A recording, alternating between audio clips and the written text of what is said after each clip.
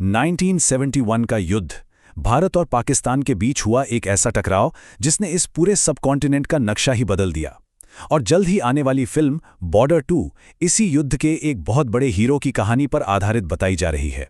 तो चलिए आज हम उस महान सैनिक मेजर होशियार सिंह दहिया की असाधारण बहादुरी की कहानी को थोड़ा और करीब से जानते हैं। सोचिए, जंग का मैदान है, चारों तरफ गोलियों की आवाज, तोपों के धमाके, और ऐसे में एक लीडर का असली इम्तिहान होता है। स्क्रीन पर जो ये एक लाइन है ना, ये मेजर होशियार सिंह की उस हिम्मत की पूरी कहानी कह देती है जिसके बारे में हम आज बात करने वाले हैं। तो चलिए अब सीधे उस लड़ाई पर चलते हैं जिसने मेजर होशियार सिंह को हमेशा के लिए इतिहास में अमर कर दिया। अक्सर जब भी हम परमवीर चक्र के बारे में सोचते हैं तो मन में मरणोपरांत सम्मान की एक तस्वीर बनती है, लेकिन मेजर होशियार सिंह उन गिने चुने जांबाजों में से थे जिन्हें ये सबसे बड़ा सम्मान जिंदा रहते हुए मिला, और यही बात उनकी बहादुरी को और भी खास बना देती है। पर देखिए, हर हीरो की एक शुरुआत होती है। एक महान सैनिक बनने से पहले वो कौन थे? चलिए जरा पीछे चलते हैं और जानते हैं कि इस योद्धा की नींव कैसे रखी गई थी। अच्छा, यहाँ एक बहुत जरूरी बात है जो पहले ही साफ कर देनी चाहिए। मेजर होशियार सिंह का नाम अक्सर 1962 युद्ध के शहीद ब्रिगेडियर होशियार सिंह के साथ कंफ्यूज किया जाता है, पर ये दो अलग अलग हीरो हैं जिनकी कहानियां भी अलग अलग युद्धों से जुड़ी हैं। आज हम बात कर रहे हैं 1971 के बसंतर के हीरो की। तो होशियार सिंह जी हरियाणा के सिसाना गांव के किसान परिवार से आते थे, जहां फौज में जाना एक परंपरा जैसी थी। लेकिन वो सिर्फ परंपरा नहीं निभा रहे थे, वो पढ़ाई में भी होशियार थे और वॉलीबॉल के इतने शानदार खिलाड़ी कि पंजाब टीम के कप्तान तक बन गए। टीम को लीड करने का ये हुनर बाद में जंग के मैदान में भी खूब काम आया। 1957 में एक सिपाही के तौर पर फौज में भर्ती हुए और अपनी काबिलियत के दम पर 1963 में ऑफिसर बन गए। उनकी काबिलियत उन्हें ले गई 3 ग्रेनेडियर्स में, जो कि इंडियन आर्मी की सबसे सम्मानित रेजिमेंट्स में से एक है।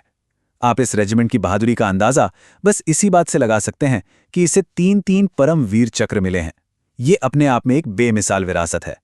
और देखिए, 1971 की लड़ाई उनकी बहादुरी का पहला इम्तिहान नहीं थी। इससे पहले 1965 की जंग में भी बीकानेर सेक्टर में उनके साहस के लिए उन्हें मेंशन इन डिस्पैचेस मिला था। मतलब वो पहले से ही एक तपे तपाए और जांबाज फौजी थे। और फिर आया साल 1971, वो साल जिसने दक्षिण एशिया का नक्शा हमेशा के लिए बदल दिया। चलिए अब उस बड़े संघर्ष की तरफ बढ़ते हैं जिसने मेजर होशियार सिंह को इतिहास में अमर कर दिया। तो हुआ ये कि 3 दिसंबर को पाकिस्तान ने भारत के कई एयरफील्ड पर अचानक हवाई हमले कर दिए, और बस इसी के साथ पश्चिमी मोर्चे पर जंग का बिगुल बज गया। इस जंग का मैदान था शकरगढ़ सेक्टर। अब इसे आप ऐसे समझिए जैसे पाकिस्तान की तरफ से भारत की ओर निकला हुआ एक खंजर हो। इस इलाके पर कब्जा करना बहुत जरूरी था क्योंकि यहां से जम्मू कश्मीर और पंजाब को सीधा खतरा था।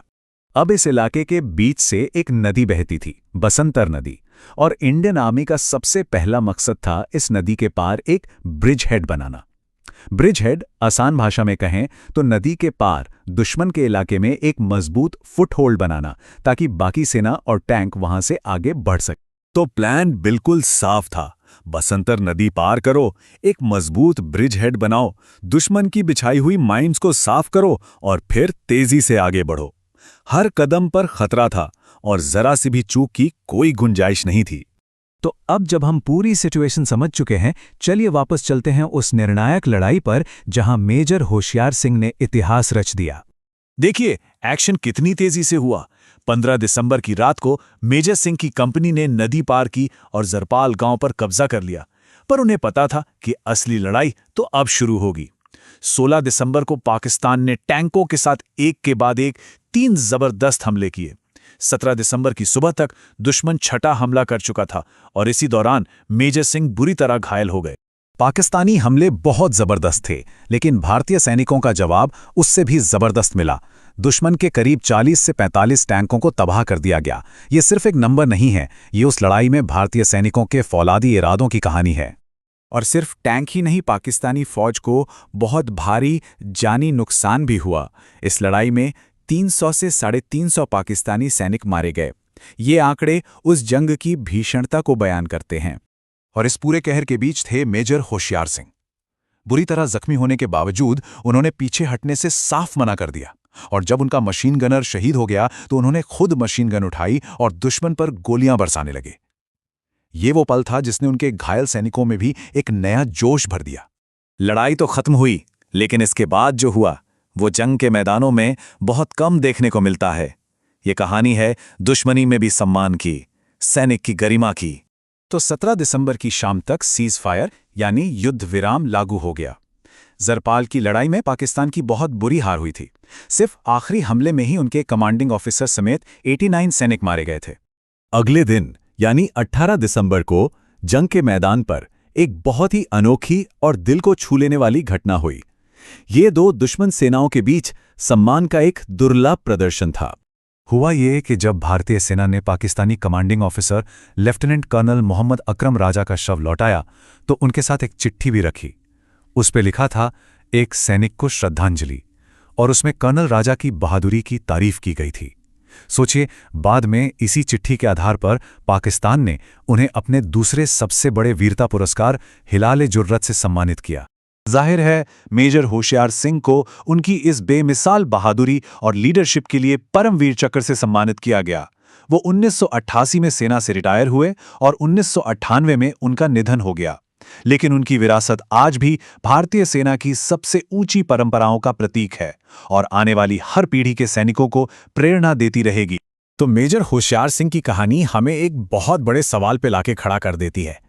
असल में एक हीरो को क्या चीज महान बनाती है?